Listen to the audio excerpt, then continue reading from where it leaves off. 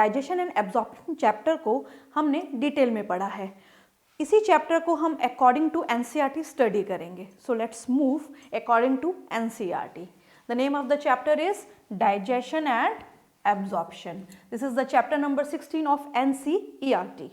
Now the first topic here is food. सबसे पहला topic इसका है फूड, जो कि इसका इंट्रोडक्शन वाला पार्ट है। So food is the basic requirement of all living organism. सभी ऑर्गेनिज्म की जो बेसिक रिक्वायरमेंट है वो कहलाती है फूड। जैसे रोटी, कपड़ा, मकान। नॉर्मली हमें बोलते हैं कि 3 चीज़ें जीवन में चाहिए, तो उसमें रोटी सबसे पहले आ जाती है, क्योंकि अगर फूड ही नहीं होगा तो बाकी चीज़ों के लिए स्टेमिना ही नहीं बचेगा। सो फूड सभी ऑर्गेनिज्म की एक बेसिक रिक्वायरमेंट है। द मेजर कंपोनेंट्स, यानी कि फूड में जो मेजर कंपोनेंट्स हमें मिलते हैं वो हैं कार्बोहाइड्रेट्स, प्रोटीन्स एंड फैट्स। तो सबसे पहला क्वेश्चन यहाँ पे क्या आता है कि मेजर कंपोनेंट्स क्या होते हैं, जिनको हम बोलते हैं मैक्रो न्यूट्रिएंट्स। मेजर कंपोनेंट्स को हम मैक्रो न्यूट्रिएंट्स भी बोल सकते हैं। तो जो मैक्रोन्यूट्रिएंट्स हैं वो कार्बोहाइड्रेट्स, फैट्स एंड प्रोटीन्स है। इनको मेजर या मैक्रोन्यूट्रिएंट्स क्यों बोला जाता है? इनको इसलिए बोला जाता है क्योंकि ये हमें ज़्यादा चाहिए, इनकी मात्रा हमारी बॉडी को ज़्यादा चाहिए, इसीलिए ये मेजर या मैक्रोन्यूट्रिएंट्स हैं, जिसमें 3 हैं, carbohydrate, fats and proteins.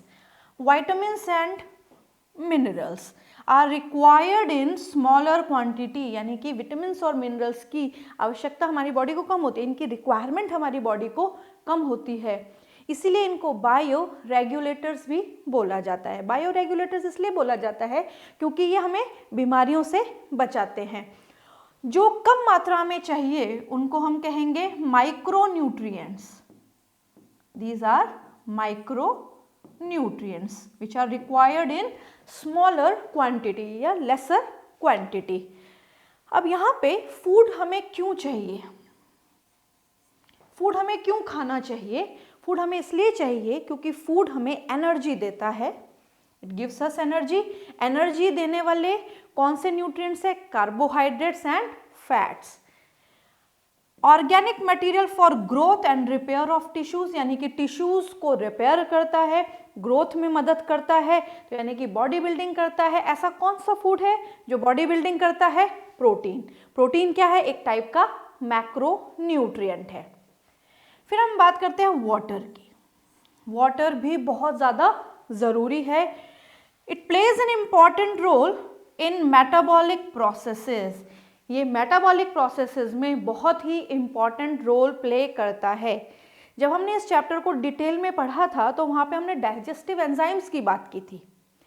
Digestive enzymes hydrolytic enzymes होते हैं, यानी कि पानी की प्रेजेंस में काम करते हैं। तो यहाँ पे जो कॉम्प्लेक्स फूड है वो सिंपल में कन्वर्ट करने का काम किसने किया? एंजाइम्स ने किया। और एंजाइम्स को किसकी रिक्वायरमेंट थी? वहाँ पे वाटर की रिक्वायरमेंट थी। यानी कि एक जो प्रोसेस है जिसमें कॉम्प्लेक्स चीज़ सिंपल में कन्वर्ट हो रही है वो एक टाइप का क्या है? मेटाबॉलिक प्रोसेस है। यानी कि डाइजेशन एक टाइप का मेटाबॉलिक प्रोसेस है। किसकी सहायता से हो रहा है? पानी की सहायता से हो रहा है। और जैसा कि हम जानते हैं हमारी बॉडी में सबसे ज़्यादा मात्रा पानी की है, सबसे ज़्यादा क्वांटिटी हमारी बॉडी में वाटर की है, तो वाटर हमें डिहाइड्रेशन से भी बचाता है। तो पानी का होना हमारी बॉडी में बहुत ज़्यादा ज़रूरी है। फिर आते हैं बायो मैक्रोमोलिक्यूल्स। बायो मैक्रोमोलिक्यूल्स कौन से हैं? Carbohydrates, fats, proteins, vitamins, minerals, DNA, RNA, ये सब बायोमोलिक्यूल्स हैं। ये जो बायोमोलिक्यूल्स हैं जो फूड में मौजूद हैं, ये हमारी बॉडी यूटिलाइज नहीं कर सकती, can not be utilised by our body in their original form, यानी कि हम इनको इनके ओरिजिनल फॉर्म में यूज नहीं कर सकते। ऐसा नहीं कर सकते हम कि डीएनए आरएनए ग्लास में घोल के पी जाए और वो हमारी बॉडी के डायरेक्टली काम में आ जाएगा, बिल्कुल नहीं आ सकता। उसका पहले डाइजेशन ज़रूरी है, यानी कि उसका कॉम्प्लेक्स से सिंपल में कन्वर्जन ज़रूरी है। So they have to be broken down, they have to be broken down, इनका टूटना ज़रूरी है। And converted into simple substances in the digestive system, यानी कि इनका ब्रोकन होना ज़रूरी है, इनका कन्वर्ट होना ज़रूरी है, सिंपल सब्सटेंसेस में इनका बंटना ज़रूरी है। This process of conversion of complex food substance into simple absorbable form, यानी कि जो कॉम्प्लेक्स फूड है, जो कॉम्प्लेक्स फूड था उसको सिंपल में कन्वर्ट करने के प्रोसेस को ही हम क्या बोलते हैं, डाइजेशन बोलते हैं। किसकी सहायता से होता है ये डाइजेशन? डाइजेस्टिव एंजाइम्स की सहायता से होता है, इसीलिए उनको बायोलॉजिकल कैटालिस्ट बोलते हैं।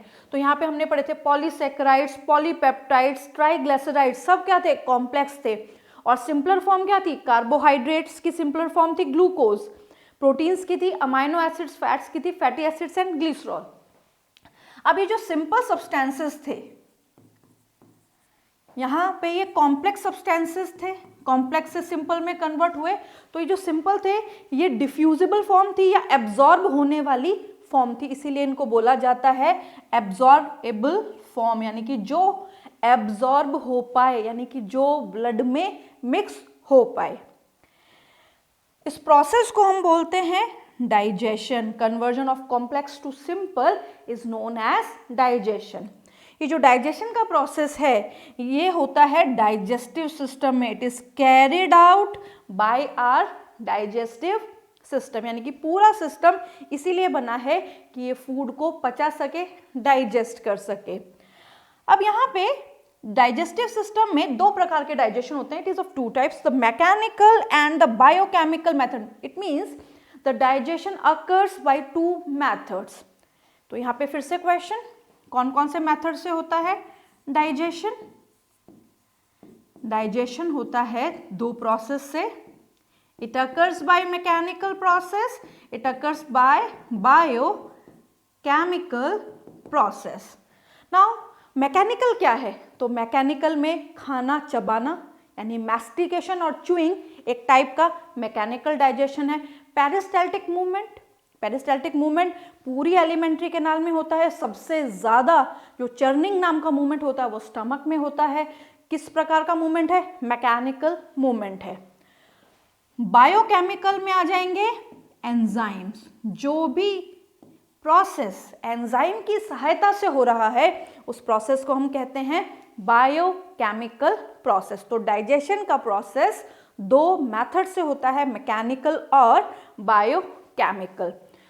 And by chemical and the mechanical method, the general organization of the human digestive system is shown in figure 16.1। जो जनरल ऑर्गेनाइजेशन है पूरे डाइजेस्टिव सिस्टम का वो हम नेक्स्ट फिगर में देखते हैं।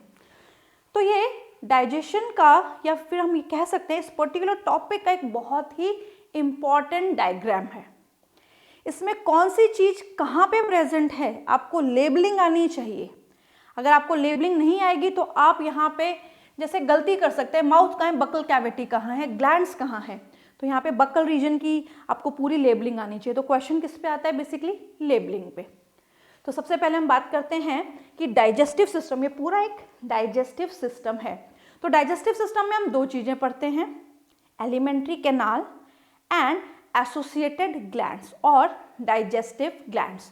तो यहाँ पे हम सारी चीज़ों को स्लाइटली डिस्कस करते हैं। सबसे पहले हम बात करते हैं एलिमेंट्री कैनाल में माउथ की। तो सबसे पहला पार्ट एलिमेंट्री कैनाल का है mouth. Mouth open into oral cavity. Mouth किस में ओपन होता है?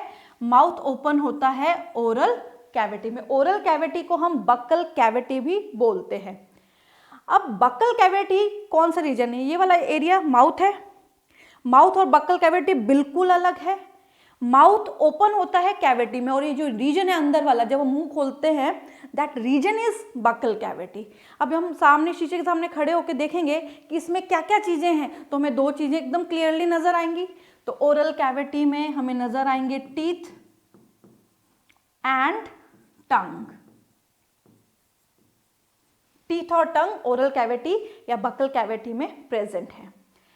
अब वहीं जब हम इस रीजन में देखते हैं तो पैरोटिड ग्लैंड्स भी दिखते हैं। ये वाले जो ग्लैंड्स हैं रेड कलर के जो दिखाई दे रहे हैं, these are parotid glands.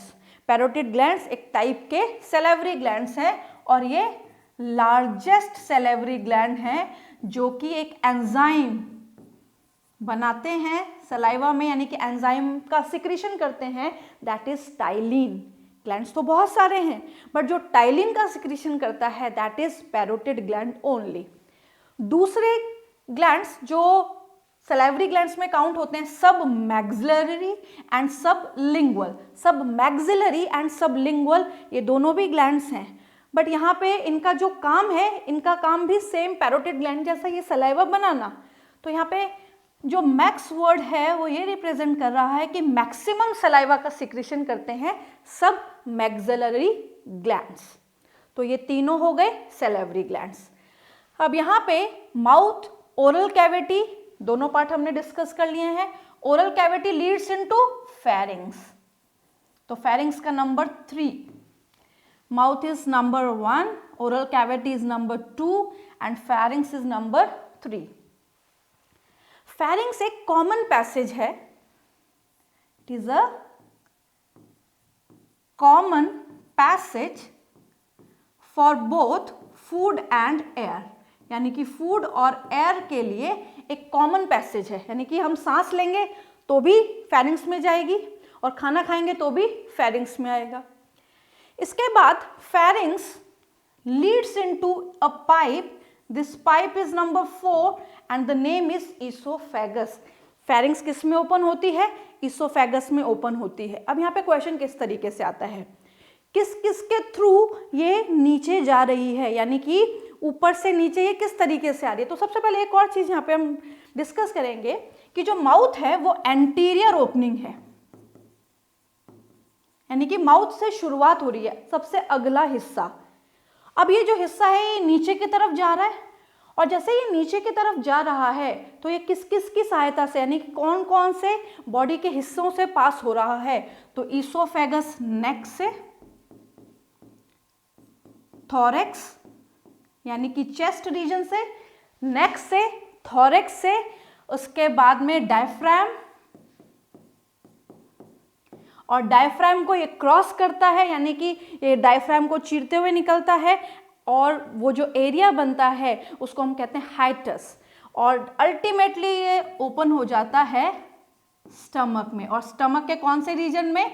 Cardiac reason में ये स्टमक के ओपन हो जाता है। तो अगर हम इसको यहाँ से देखें तो ये वाला जो पार्ट है स्टमक का ये कार्डियक रीजन है, और यहाँ पे जो स्पिंस्टर मसल है that is cardiac sphincter muscle.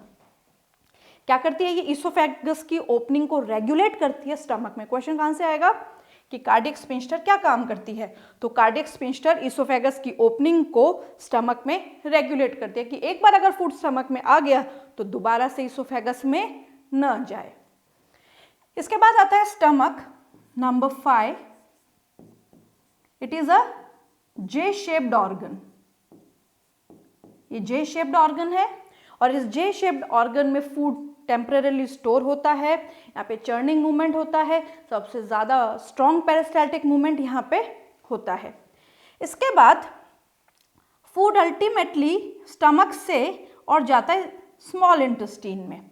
तो यहाँ पे जब हम स्मॉल इंटेस्टाइन की बात करते हैं, यानी कि स्टमक से स्मॉल इंटेस्टाइन का जो हिस्सा है जिसमें फूड जा रहा है that is duodenum. Number 6 is duodenum. ये बहुत इंपॉर्टेंट हिस्सा है। इसकी इंपॉर्टेंस यहाँ पे इसलिए बढ़ जाती है क्योंकि यहाँ पे मैक्सिमम डाइजेशन होता है, और उस मैक्सिमम डाइजेशन का रीजन क्या है कि इस एरिया के कांटेक्ट में है पैनक्रियाज एंड लीवर, यानी कि ये लीवर से बाइल जूस रिसीव करता है और पैनक्रियाज से रिसीव करता है पैनक्रियाटिक जूस। पैनक्रियाटिक जूस में बहुत सारे एंजाइम्स हैं, उसमें लाइपेज है, अमाइलेज है, जो कि अलग अलग सब्सटेंसेस को डाइजेस्ट कर रहे हैं। बाइल जूस जो है वो इमल्सिफिकेशन करता है फैट्स का, इसलिए ज़रूरी है। तो ये जो रीजन है यहाँ से दोनों के दोनों, यानी कि लीवर और पैनक्रियाज, यहाँ से लीवर से आने वाली डक्ट है, ये पैनक्रियाज से आने वाली डक्ट है, और ये कलेक्टिवली ओपन हो जाती हैं डियोडिनम में। ये चीज़ हम पढ़ चुके हैं। ये कलेक्टिवली ओपन हो जाती है डिओडिनम में। और ये जो डक्ट है इसको हम कहते हैं हिपैटोपैनक्रियाटिक डक्ट। इसके बाद ये जो डिओडिनम है ये छोटा सा हिस्सा है, सी शेप्ड पार्ट है, it is a C shaped part. और ये C shaped part hepatopancreatic duct के थ्रू बाइल जूस और पैनक्रियाटिक जूस दोनों ही रिसीव करता है, जो कि डाइजेशन में भी मदद करता है और इमल्सिफिकेशन में भी मदद करता है।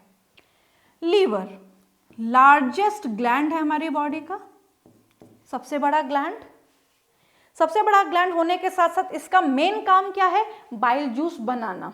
ये जो भी बना रहा है वो टेम्परेरली कहाँ स्टोर हो रहा है? वो टेम्परेरली स्टोर हो रहा है गॉल ब्लैडर में, यानी कि गॉल ब्लैडर का काम है बाइल को स्टोर करना और बाइल को कॉन्सेंट्रेट करना, यानी कि गाढ़ा करना बाइल को।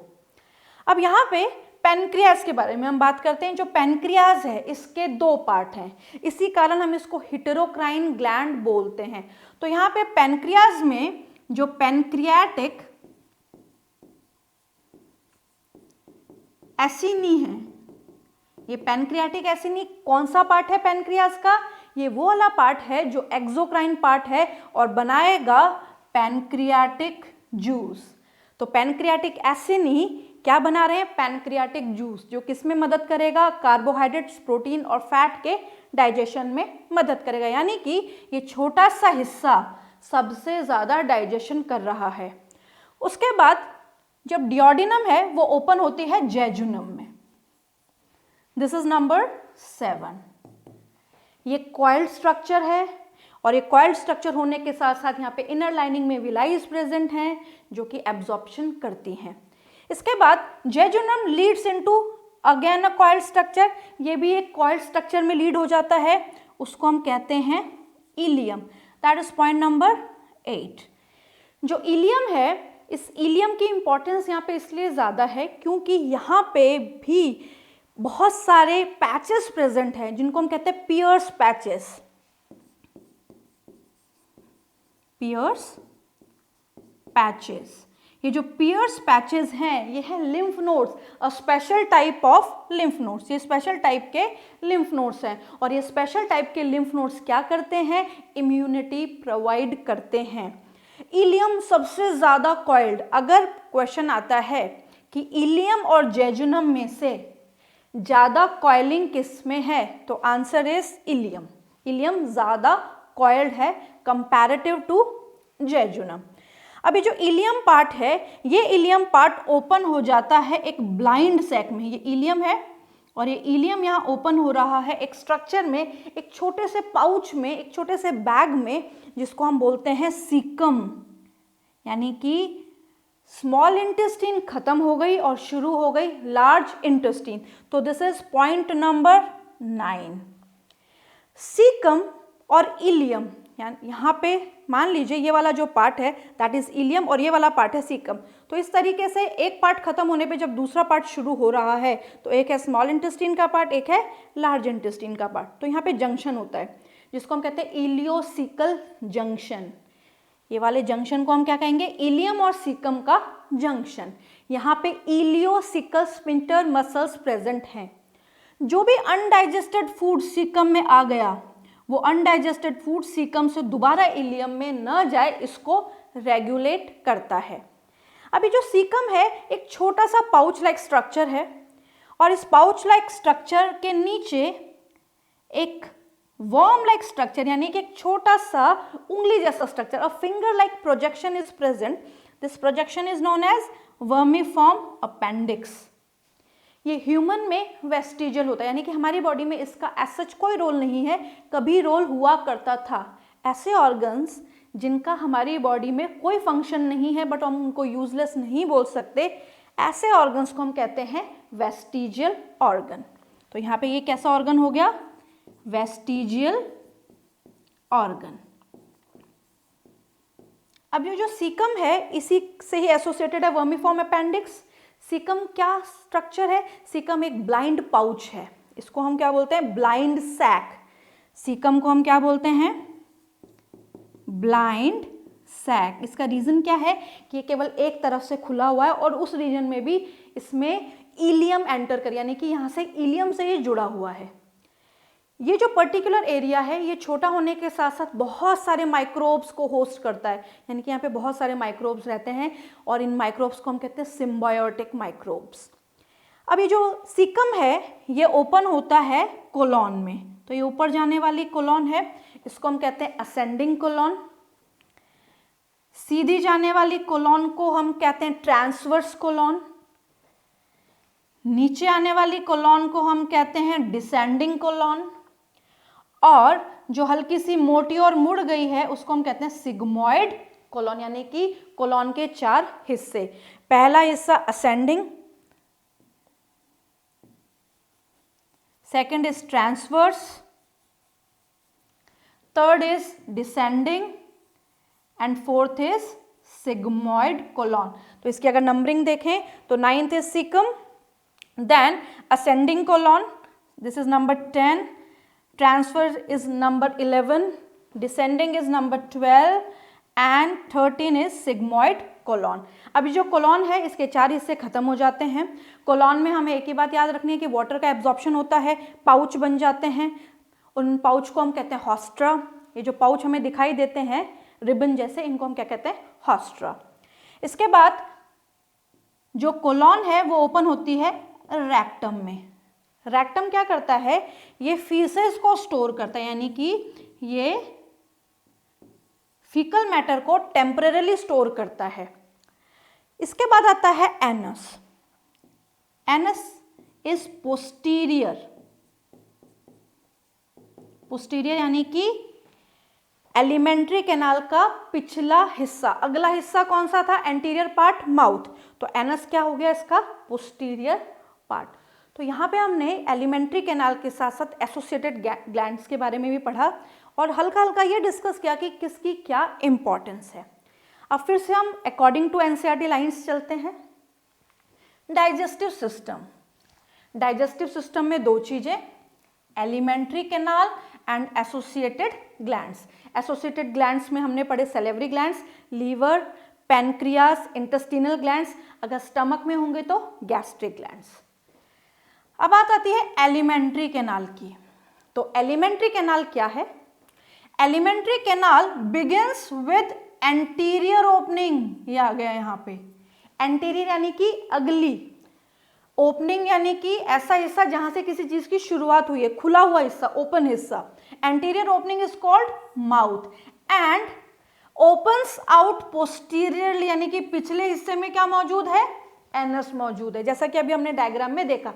तो यहाँ पे क्वेश्चन किससे आ सकता है कि एंटीरियर ओपनिंग और पोस्टीरियर ओपनिंग किसे कहते हैं, तो यहाँ पे anterior is mouth, posterior is anus. एक और चीज यहाँ पे मान लीजिए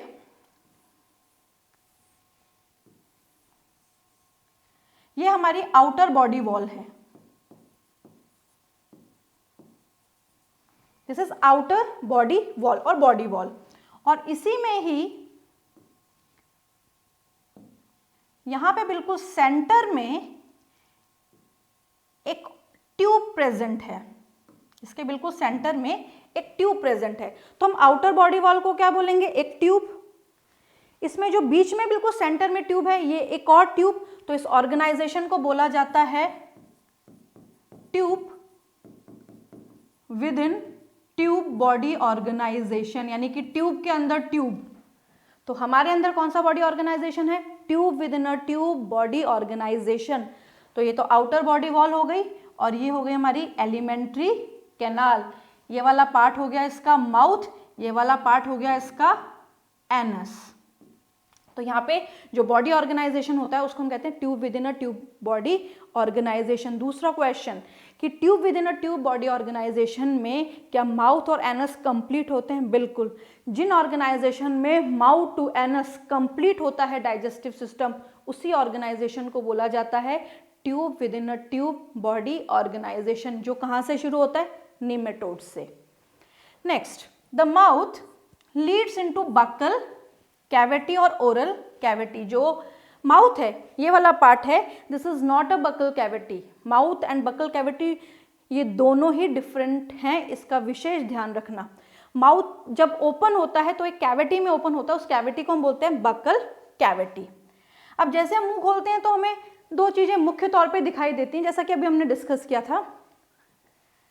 सबसे पहला टीथ और दूसरा मस्कुलर टंग, यानी कि दो चीजें हमें बक्कल कैविटी में नजर आती हैं, दांत और जीभ।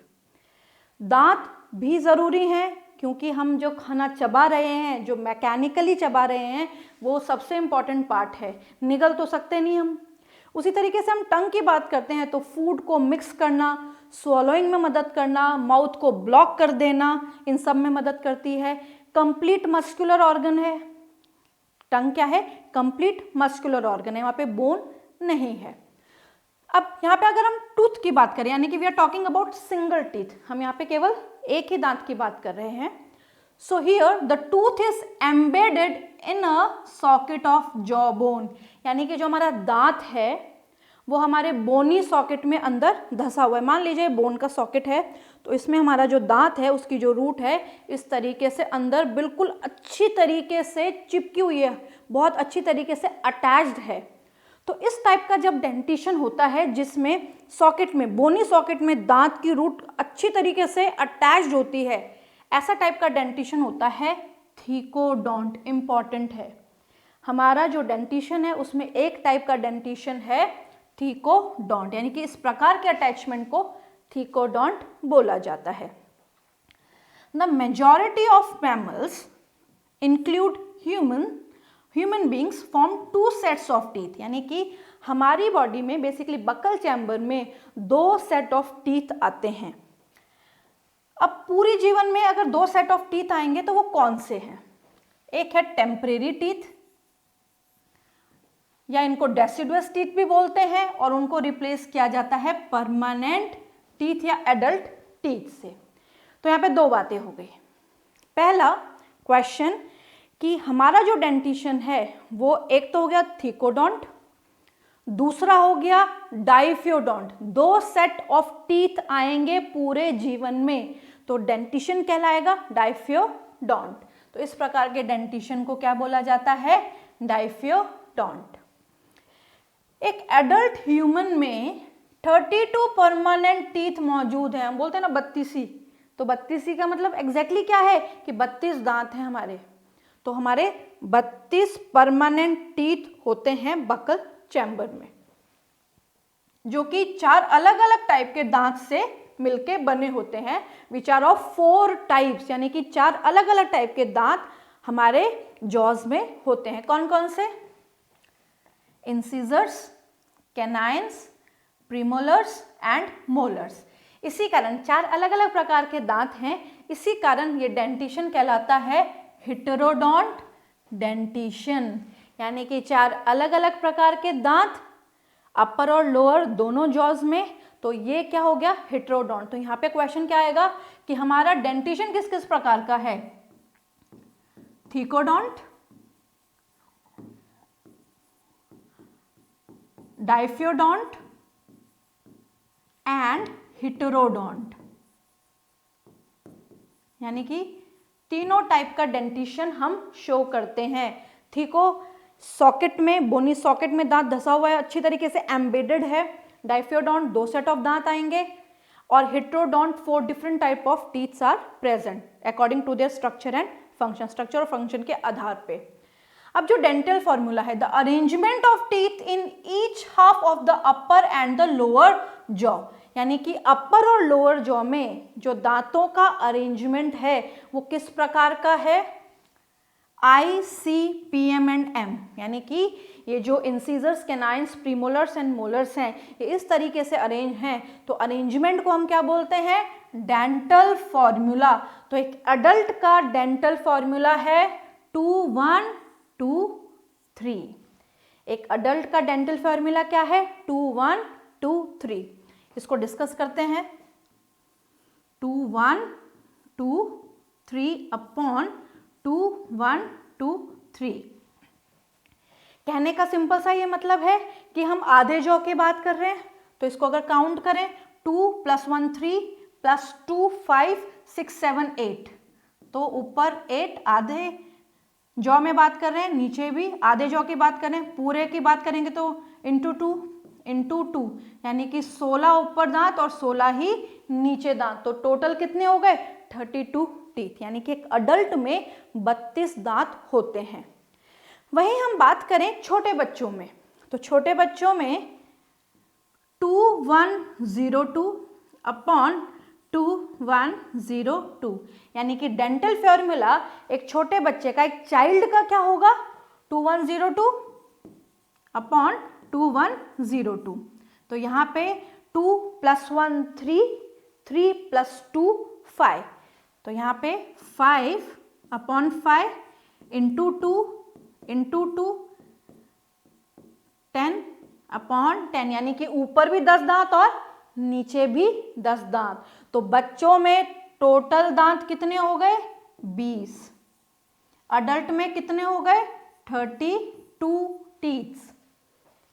अब हम इनके बीच वाली एज की बात कर लेते हैं, तो एडोलेसेंट एज, तो एडोलेसेंट्स में 2122 अपॉन 2122, 2 6 7, तो 7 अपॉन 7 इंटू 2 अगेन इंटू 2, तो 14 and 14 total number of teeth 28, यानी कि एक एडोलेसेंट में जो दांत की संख्या है दैट इज 28। थोड़ा सा कंपेयर कर लेते हैं इनको, बच्चों में 20, छोटे बच्चों में फिर 28, फिर 32। इसका मतलब ये है कि यहाँ पे अगर हम 4 ऐड कर दें तो 32 आ जाएगा।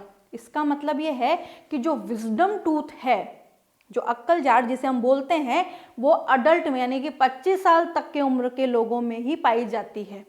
जो 17 साल के बच्चे हैं, 18 साल के बच्चे हैं, उनमें विजडम टीथ नहीं होते। तो यहाँ पे लास्ट मोलर यानी कि बिल्कुल जो थर्ड मोलर है दैट इज विजडम टूथ। तो यहाँ पे डिफरेंस किसका है लास्ट मोलर का। अब यहाँ पे क्वेश्चन कैसे आते हैं, यहाँ पे क्वेश्चन आते हैं कि ऐसे सेट ऑफ टीथ हमें ढूंढने हैं जो जीवन में एक बार आएंगे और ऐसे टीथ ढूंढने हैं जो जीवन में 2 बार आएंगे। तो यहाँ पे इसी से ही कैलकुलेट कर लें। तो कैलकुलेशन में हमेशा ध्यान रखना कि हमें बीच की कंडीशन बिल्कुल नहीं लेनी है, हमें चाइल्ड और अडल्ट वाली कंडीशन लेनी है। तो यहाँ पे चाइल्ड वाली कंडीशन में 2102 अपॉन 2102 और अडल्ट वाली कंडीशन 2123 अपॉन 2123। इनको हम कैसे पढ़ सकते हैं, incisors, canines, premolars and molars. तो हम यहाँ ये देख सकते हैं कि बच्चों में प्रीमोलर नहीं है, ना ऊपर वाले जबड़े में ना नीचे वाले जबड़े में, और कौन सा नहीं है लास्ट मोलर भी नहीं है, जिसको हम कहते हैं थर्ड मोलर। इसका मतलब ये है कि अगर बच्चों में नहीं है तो जीवन में एक ही बार आएगा ये। तो कौन कौन से टीथ एक ही बार आएंगे जीवन में, pre molar and last molar. जो जीवन में एक बार आए उनको हम बोलेंगे मोनोफायोडोंट। तो मोनोफायोडोंट कौन से हैं, प्रीमोलर्स एंड लास्ट मोलर और थर्ड मोलर्स। ये बहुत इंपॉर्टेंट क्वेश्चन है, एनसीईआरटी बेस्ड क्वेश्चन है, 2017 में आया हुआ क्वेश्चन है। अब यहाँ पे इस फिगर से हमें ये पता चल रहा है कि विजडम टूथ जो है लास्ट मोलर है, तो ये कब आएगा, ये आएगा जब एक पर्टिकुलर पर्सन अडल्ट हो जाएगा। Next, the hard chewing surface of teeth. जो हार्ड टीथ का सरफेस है जिससे हम चबाते हैं उसको हम कहते हैं इनेमल। जो बाहर हमें दिखाई देता है वो है इनेमल, जो कि क्राउन का एक पार्ट है।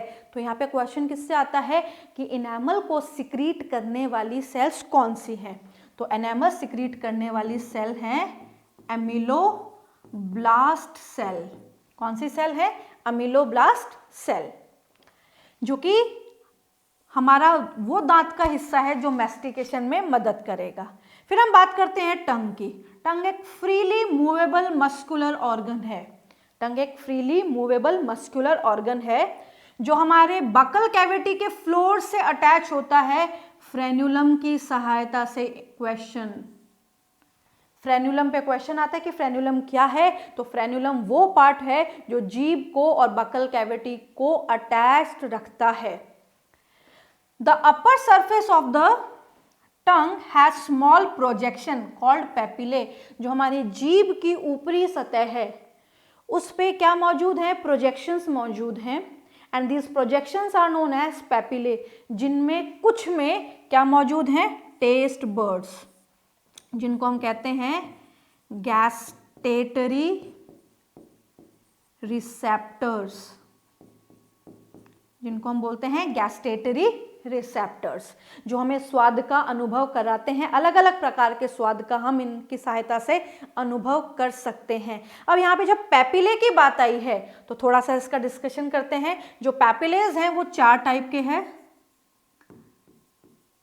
सरकम वैलेट, सबसे बड़े साइज में, सबसे कम, सबसे बड़े, यानी कि लीस्ट एंड लार्ज।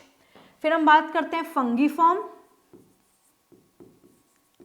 फंगीफॉर्म पैपिले जो हैं वो स्मॉल स्फेरिकल पैपिलेज होते हैं, और ये स्मॉल स्फेरिकल पैपिलेज हमारे पूरी जीभ में फैले होते हैं, साथ साथ में इनमें टेस्ट बर्ड्स होती हैं।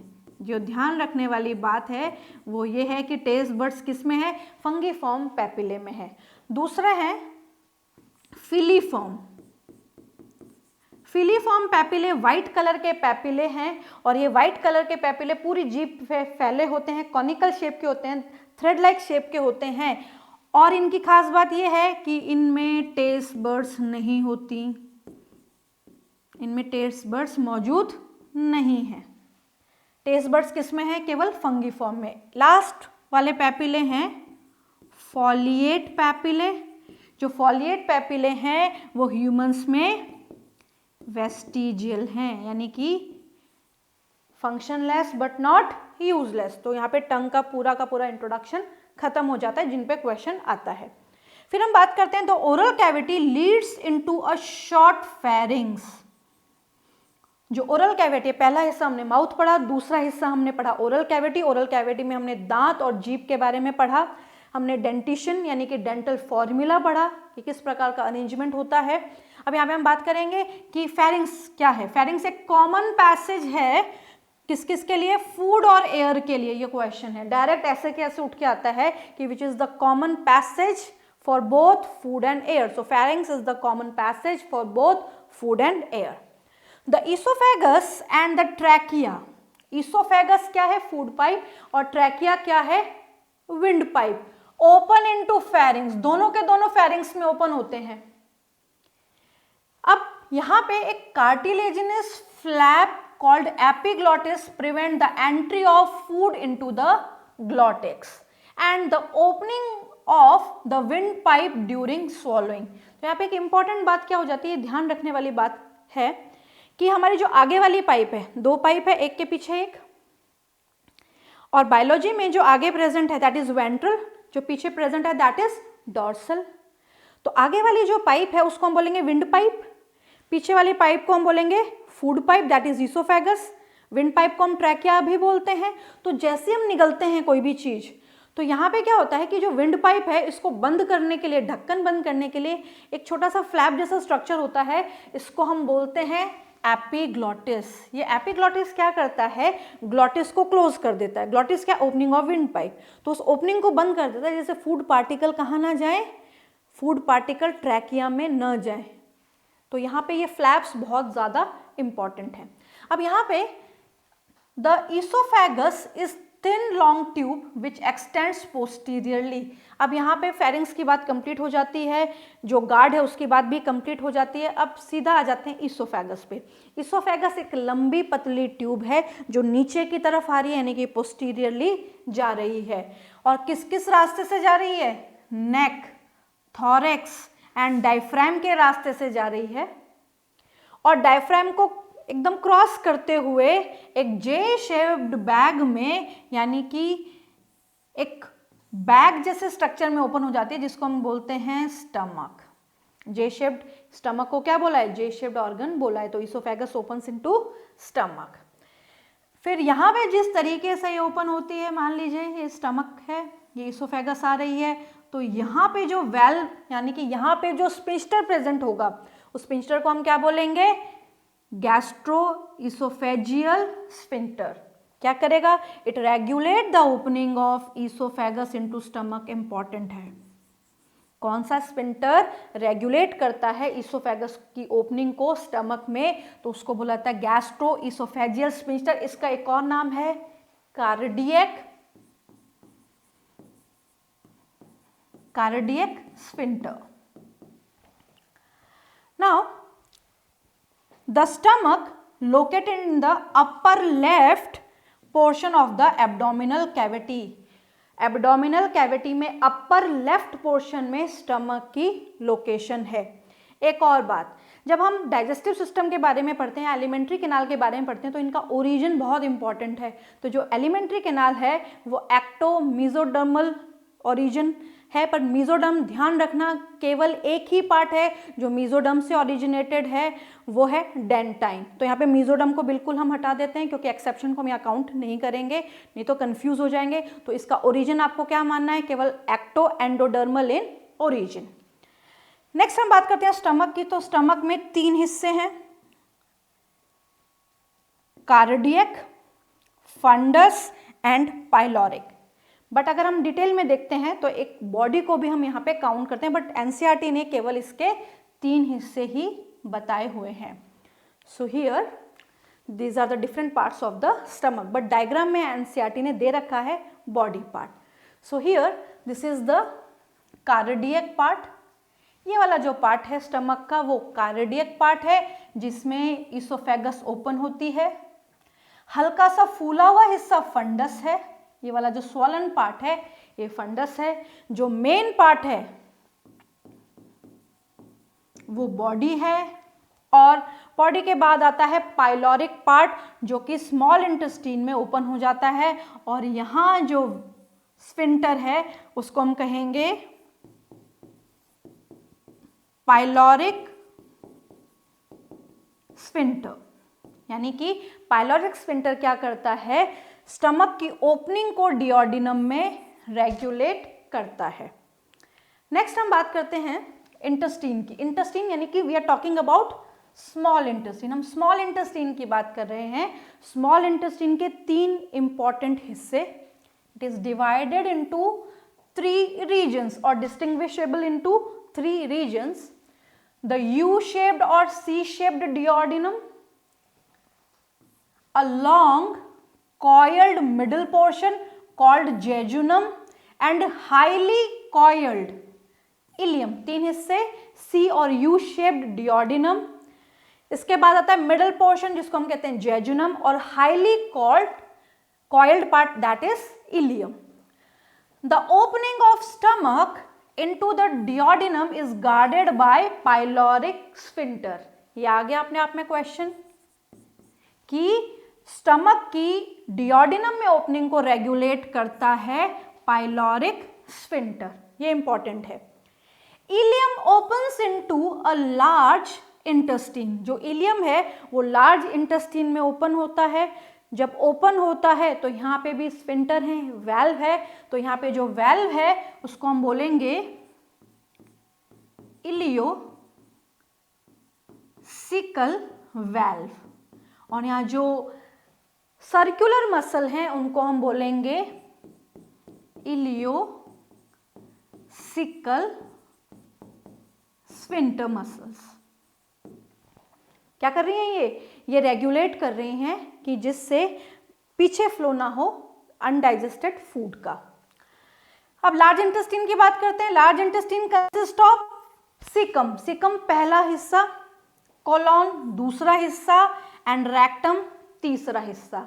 जैसा कि डायग्राम में हमने डिस्कस किया था, सीकम एक ब्लाइंड सैक है जो केवल एक ही तरफ से ओपन है, विच होस्ट सिम्बायोटिक माइक्रो ऑर्गेनिज्म, जो होस्ट करता है बहुत सारे माइक्रोब्स को रहने की जगह देता है। A narrow finger like tubular projection called vermiform appendix, यानी कि यहाँ पे एक छोटा सा tube like finger like structure निकलता है जिसको हम कहते हैं vermiform appendix, which is a vestigial organ, जो कि क्या है, एक वेस्टिजियल ऑर्गन है, जो कि कहाँ से अराइज हो रहा है, सीकम से अराइज हो रहा है। The caecum open into colon, caecum किस में ओपन होता है, कोलॉन में ओपन होता है। कोलॉन के 4 हिस्से हमने डिस्कस किए हैं। ये अगर सीकम है और ये वर्मीफॉर्म अपेंडिक्स है तो this is ascending colon, this one is transverse colon, this is descending colon and यहाँ वाला जो हिस्सा है दैट इज सिग्मोइड कोलॉन। तो इस तरीके से पूरी की पूरी लार्ज इंटेस्टाइन बनी है। So ascending colon, transverse colon, descending colon. यहाँ पे डायग्राम में एनसीईआरटी ने 4 कोलॉन के हिस्से बताए हैं, बट जब टेक्स्ट लिखा है तो वहाँ पे 3 हिस्सों में डिवाइड किया गया है। तो अगर डायग्राम आए तो लेबलिंग का आप विशेष तौर से ध्यान रखें। The descending part opens into rectum, जो डिसेंडिंग पार्ट है वो ओपन होता है रेक्टम में, जहां पे टेम्परेली फीकल मैटर स्टोर होता है। इसके बाद आता है last part, the rectum which opens in through the anus. जो रेक्टम है वो एनस में ओपन हो जाता है। एनस जो है वो एनल मसल से गार्डेड है या एनल स्फिंक्टर से गार्डेड है। बाहर प्रेजेंट होने वाला एक्सटर्नल स्फिंक्टर मसल, अंदर प्रेजेंट होने वाला इंटरनल स्फिंक्टर मसल। जो इंटरनल है वो इनवॉलेंट्री है और जो एक्सटर्नल है वो वॉलेंट्री है। तो यहाँ पे हमने पूरे एलिमेंट्री कैनाल को डिटेल में पढ़ा है कि कौन सा हिस्सा किस तरीके से बना हुआ है और कौन सा हिस्से का एग्जैक्टली काम क्या है। नेक्स्ट हम पढ़ेंगे द डिफरेंट वॉल्स और the histology of alimentary canal.